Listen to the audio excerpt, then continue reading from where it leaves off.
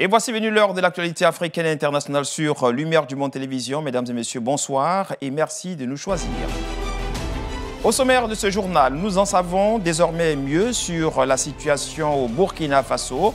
La mutinerie a finalement eu raison du pouvoir burkinabé. Roch Marc Christian Kaboré a été renversé hier lundi. L'annonce de sa chute a été donnée par des soldats à la télévision nationale. Et puis en Guinée, le Conseil national de transition, dans un décret lu à la télévision nationale, a dévoilé la liste des membres de ce conseil qui doit légiférer pendant toute la transition en Guinée. Et puis 8500 soldats américains placés en état d'alerte pourraient être déployés au sein de l'Organisation du traité de l'Atlantique Nord, l'OTAN, en cas d'invasion de la Russie en Ukraine. La Russie, de son côté, accuse les Occidentaux d'aggraver la situation ukrainienne.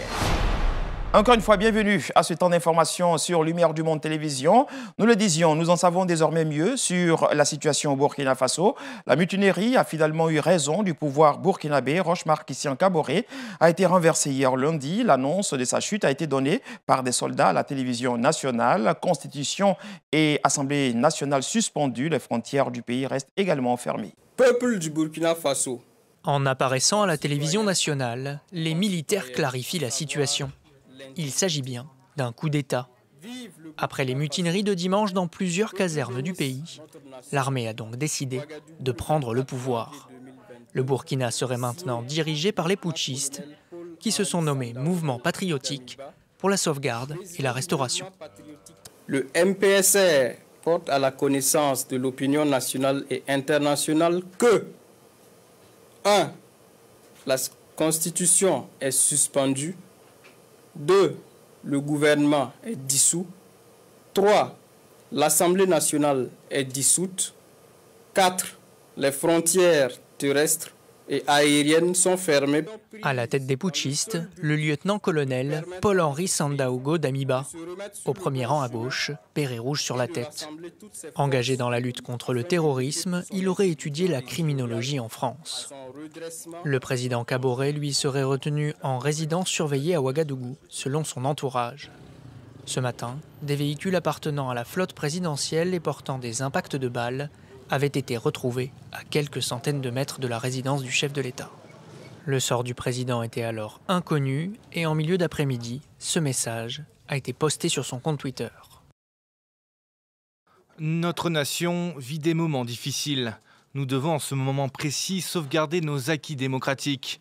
J'invite ceux qui ont pris les armes à les déposer dans l'intérêt supérieur de la nation. C'est par le dialogue et l'écoute que nous devons régler nos contradictions. Ce coup de force des militaires fait suite à un week-end de troubles. Aux manifestations pour protester contre l'inaction du pouvoir face aux nombreuses attaques djihadistes se sont ajoutées des mutineries de soldats ce dimanche. Des soldats qui réclamaient plus de moyens et le départ des chefs de l'armée, également accusés d'incompétence face à la menace terroriste. Le même jour, le siège du parti présidentiel dans la capitale a été saccagé. Les nouveaux maîtres du pays ont assuré qu'un calendrier de retour à l'ordre constitutionnel serait proposé dans un délai raisonnable. Le secrétaire général des Nations Unies a lui fermement condamné le coup d'État. Toujours au Burkina Faso, le pays est en proie aux attaques djihadistes depuis 7 ans. La plus récente de ces attaques est celle d'Inada, qui a fait une 50aine de soldats tués, des attaques répétées contre les forces armées et les civils. Retour sur ce qui pourrait être considéré comme la genèse de la chute du président Roch Marc Christian Kaboré. Depuis 7 ans, la menace djihadiste se fait de plus en plus forte au Burkina Faso. Des groupes affiliés à Al-Qaïda et à l'État islamique font régner la terreur, principalement dans le nord et l'est du pays, dans la zone dite des 3 frontières, près du Mali et du Niger. Entre 2016 et 2018, les djihadistes frappent surtout Ouagadougou, la capitale. Le 15 janvier 2016, un double attentat vise un restaurant et un hôtel, faisant 30 morts et des dizaines de blessés. 2 ans plus tard, l'ambassade de France et l'état-major des forces armées du Burkina Faso sont attaqués. Les djihadistes sévissent désormais surtout dans des zones rurales. Mais les Burkinabés subissent aussi de nombreuses violences intercommunautaires, comme en janvier 2019, dans la province du San-Matanga, lorsque des affrontements entre Peul et Mossi font 72 morts et 6 000 déplacés. L'attaque du village de Solane est sans doute la plus meurtrière. Le 5 juin 2021, 160 civils ont été exécutés en pleine nuit. L'attaque est attribuée à une unité indisciplinée du JNIM, mais cette filière d'Al-Qaïda, très active dans la région, nie toute responsabilité. Les islamistes ont aussi infligé de lourdes pertes aux forces de sécurité. En novembre dernier, l'assaut contre la gendarmerie d'Ignata a fait 57 morts. Les gendarmes, affaiblis à cause du manque de vivres et de munitions, ont été encerclés par plusieurs centaines de combattants lourdement armés. Depuis 2015, les violences au Burkina Faso ont fait au total plus de 2000 victimes et 1,5 million de déplacés. Et nous parlons toujours du dossier burkinabé dans votre journal. Le président de la Commission de l'Union africaine, le Tchadien Faki Mahamat Moussa, condamne fermement le coup d'État contre le président démocratiquement élu du Burkina Faso, Roch-Marc Christian Kaboré. Il appelle l'armée nationale et les forces de sécurité du pays à s'en tenir strictement à leur vocation républicaine, à savoir la défense de la sécurité intérieure et extérieure du pays.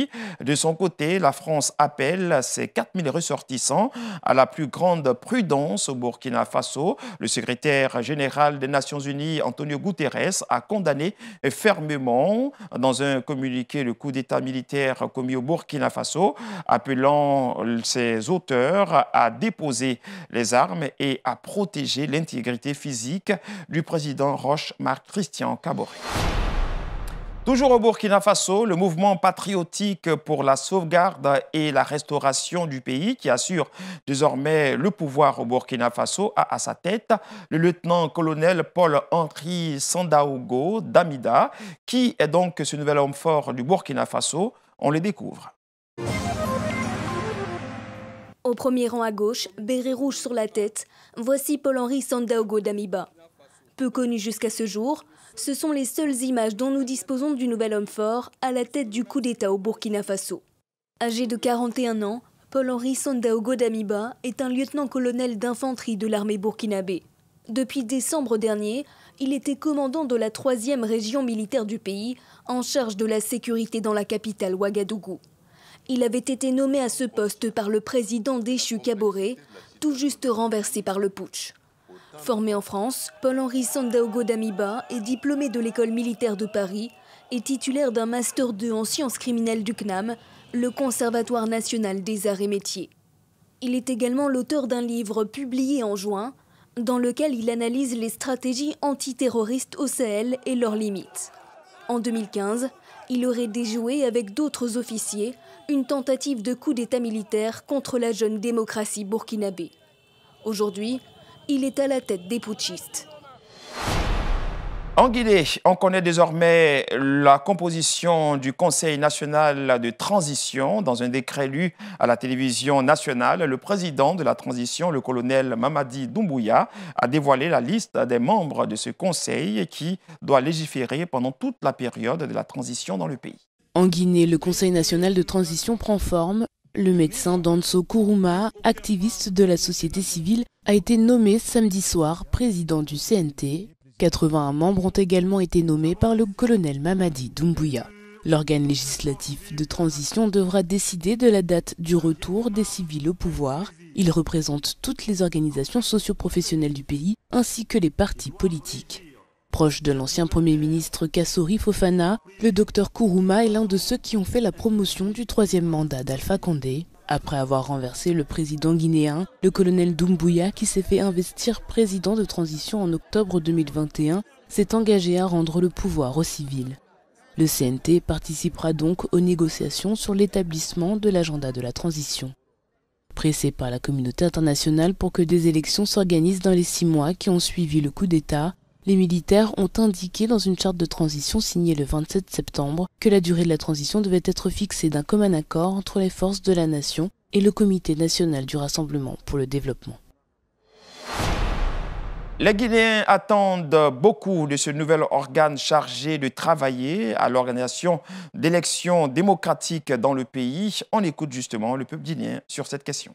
Moi, en tant que citoyen, je souhaite que le CNT travaille surtout pour nous proposer une constitution qui pourra nous aider à organiser les élections libres, inclusives et transparentes surtout. On a beaucoup attendu. Le pays ne peut pas se développer sans un président légitimement élu. Donc on va faire rapidement les choses. 18 mois, 20 mois pourraient arranger les choses. Toujours sur le continent africain, la junte au pouvoir au Mali a demandé lundi 24 janvier que le Danemark retire immédiatement la centaine de soldats arrivés récemment dans le pays, venus participer au groupement européen de forces spéciales Takuba, initié par la France. Le gouvernement malien a indiqué dans un communiqué lu à la télévision nationale et publié sur les réseaux sociaux que ce déploiement est intervenu sans son consentement. Toute autre chose à présent, nous parlons économie, nous sommes au Nigeria. La méga raffinerie du milliardaire nigérian Aliko Dangote annonce commencer à entrer en production d'ici au troisième semestre de l'année 2022. Le projet est accompagné par la Banque africaine de développement avec une enveloppe lourde de 300 millions de dollars. La raffinerie prévoit commencer à produire près de 540 000 barils de pétrole par jour. La méga raffinerie nigériane Dangote devrait commencer sa production d'ici à la fin du troisième semestre de cette année. L'annonce a été faite par son président, l'homme d'affaires Aliko Dangote, en cours d'une conférence de presse sur le site de l'usine dans le sud du pays.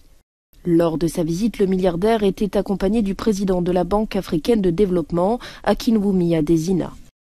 Pour soutenir ce projet pharaonique, l'institution financière a octroyé un prêt de plus de 300 millions de dollars sur les 19 milliards de dollars engagés pour la construction.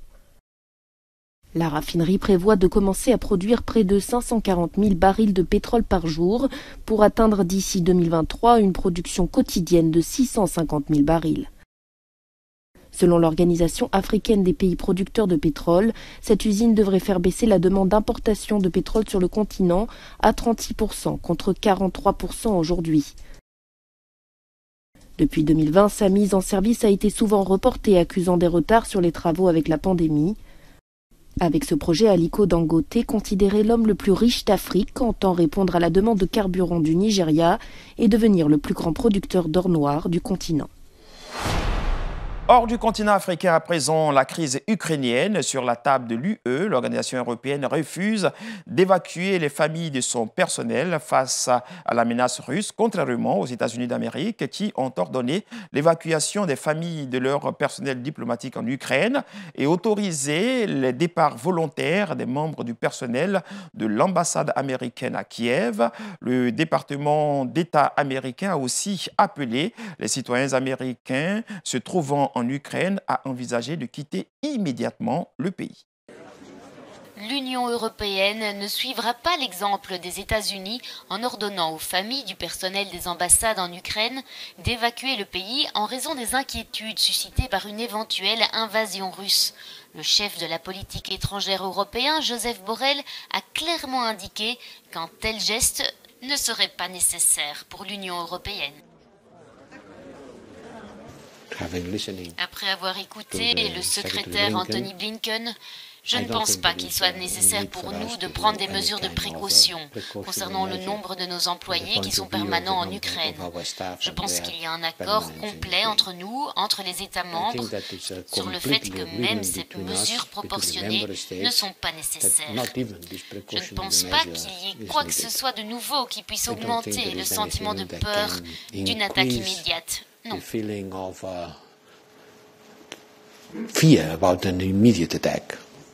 Non. Entre-temps, l'OTAN a révélé qu'elle pourrait déployer des unités de combat supplémentaires dans la partie orientale de l'Alliance, en réponse au renforcement militaire de la Russie à la frontière de l'Ukraine. C'est ce qu'a confirmé le secrétaire général de l'OTAN, Jens Stoltenberg. Nous envisageons de renforcer encore notre présence dans la partie orientale de l'Alliance, ce qui pourrait inclure le déploiement de groupes de combat supplémentaires. Ces déploiements sont proportionnés et conformes à nos engagements internationaux. Et ils renforcent la sécurité européenne pour nous tous. Plus tôt dans la journée de lundi, la présidente de la Commission européenne, Ursula von der Leyen, a annoncé qu'elle fournirait à l'Ukraine une nouvelle aide financière d'un montant de 1,2 milliard d'euros. Elle a ajouté que la Commission commencera à travailler sur des aides financières à plus long terme pour l'Ukraine. Et nous parlons toujours de la crise ukrainienne. 8500 soldats américains placés en alerte pourraient être déployés au sein de l'organisation du traité de l'Atlantique Nord, l'OTAN, en cas d'invasion de la Russie en Ukraine. La Russie, de son côté, accuse les Occidentaux d'aggraver la situation en Ukraine. Les États-Unis continuent d'accroître la pression sur Moscou. Selon le porte-parole du Pentagone, 8500 soldats ont été placés en état d'alerte et pourraient être déployés au sein des troupes de l'OTAN en cas d'invasion de l'Ukraine par la Russie. Le président Joe Biden s'est pour sa part entretenu en visioconférence lundi soir avec plusieurs dirigeants européens. Il a vanté la totale unanimité entre Américains et Européens, malgré une certaine dissonance plus tôt dans la journée. Bruxelles avait jugé excessive la décision des États-Unis d'évacuer ses diplomates d'Ukraine. La Russie a, elle, dénoncé une hystérie et a accusé les États-Unis, l'OTAN et l'Europe d'exacerber les tensions par des annonces et des actions concrètes.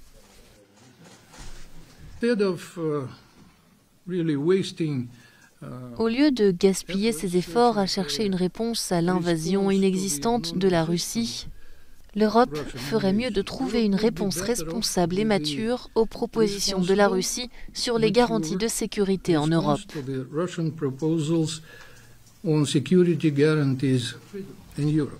Le président ukrainien a lui appelé sa population à ne pas paniquer.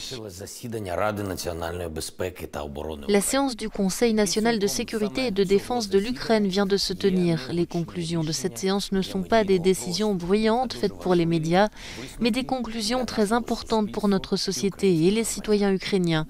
Elles sont très simples, tout est sous contrôle, il n'y a aucune raison de paniquer. Malgré cette nouvelle montée en pression, les Occidentaux essayent toujours de trouver une solution diplomatique. Selon l'AFP qui cite une source européenne, une nouvelle réunion serait ainsi prévue entre le secrétaire d'État Antony Blinken et son homologue russe Sergueï Lavrov. Pas de fumée blanche au Parlement italien à l'issue du premier tour pour élire le président de la République. Un scrutin a priori largement protocolaire, mais qui pourrait aboutir à un délicat jeu de chaises musicales si le Premier ministre Mario Draghi était élu. Bianca. Sans surprise, aucun président de la République italienne n'a été élu à l'issue du premier tour organisé ce lundi. En l'absence de consensus, la plupart des partis avaient en effet appelé le millier de votants, députés, sénateurs et élus régionaux, à voter blanc. Un deuxième tour doit se tenir ce mardi après-midi, mais selon les observateurs, le résultat final ne devrait pas intervenir avant jeudi, lors d'un quatrième tour où une majorité absolue sera suffisante pour l'emporter. Élu pour 7 ans, le président a un rôle honorifique, mais il dispose d'un pouvoir considérable en cas de crise politique. Il peut dissoudre le Parlement, choisir le Premier ministre ou encore refuser des mandats à des coalitions fragiles.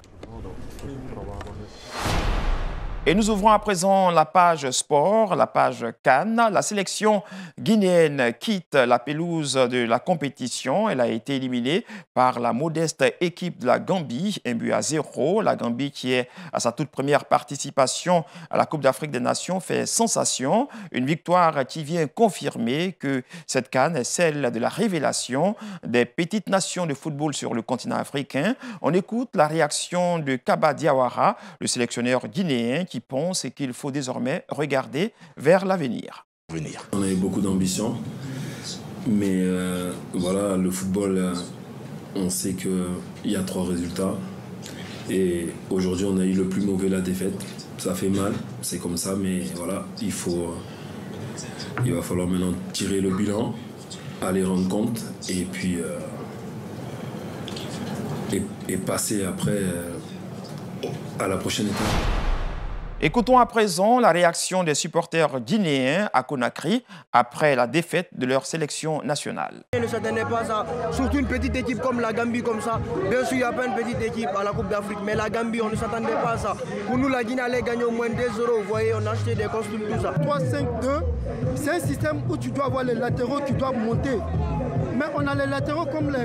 Bon, il a mis les gens comme les Ibrahim Cissé, qui sont statiques, qui ne montent pas, avec les pas Konaté. Donc à cause de ça ne pouvait pas marcher. Écoutez, c'est un sentiment de déception d'abord.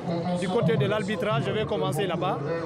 L'arbitre, il a mal sifflé ce match. Je pense que c'est une déception, c'est une honte pour l'arbitrage. Moi là, je suis là, sur le banc. Pourquoi? Lorsqu'il est rentré dans le terrain, il a changé le match.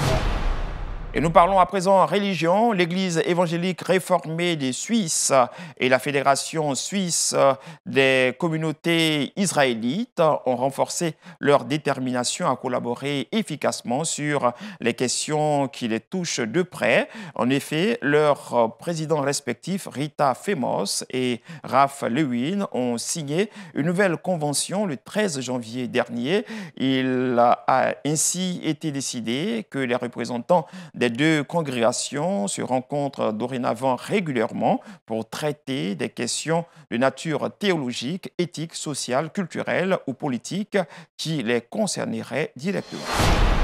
C'est ici que se referme ce temps d'information sur Lumière du Monde Télévision. Merci de votre aimable fidélité.